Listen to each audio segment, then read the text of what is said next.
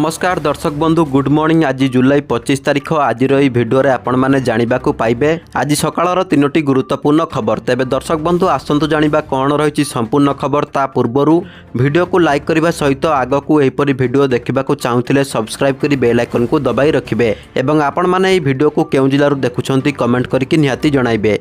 खबर नंबर 1 आज 4 दिन पर्यंत राज्य में वर्षा जारी रहिबो। वर्तमान पूर्व मध्य प्रदेश और छत्तीसगढ़ पाखापाखि एक घूर्णिबलय सृष्टि होइछि। यह छत्तीसगढ़ और पाखापाखि अंचल 7.6 किलोमीटर जाए लंबी।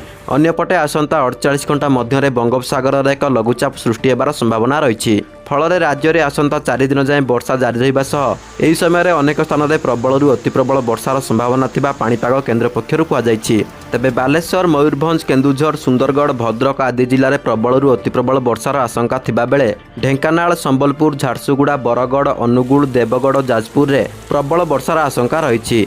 यह दृष्टि रखी पाणीपाग केन्द्र यह जिलागुड़ी को येलो वार्निंग जारी करिछि। सेहीपरि गला 2 दिन हेब राज्य में अधिकांश स्थान में वर्षा जारी रही। खबर नंबर 2 4000 कमिला सुना दाम।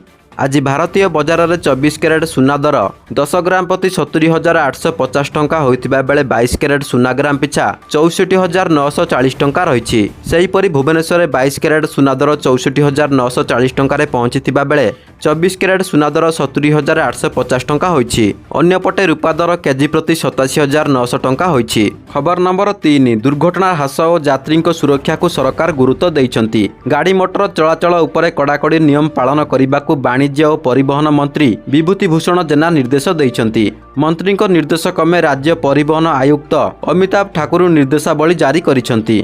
बिना फिटनेस और पंजीकरण सर्टिफिकेट रे रास्ता रे चालुथिबा गाड़ी विरुद्ध रे कठोर कार्यानुष्ठान ग्रहण करिबा लागि आयुक्तक निर्देश रहिछि। केवल जोरिमाना नुहे गाड़ी को जबत करिब परिवहन विभाग। जांच प्रतिक्रिया को व्यापक करने को श्री ठाकुर निर्देश दैछंती। एथिसह समस्त गाड़ीर फिटनेस और पंजीकरण वैधता संपर्क में नियमित भावे संपृक्त अंचलर मोटरयान निरीक्षक माने तथ्य संग्रह करिवे।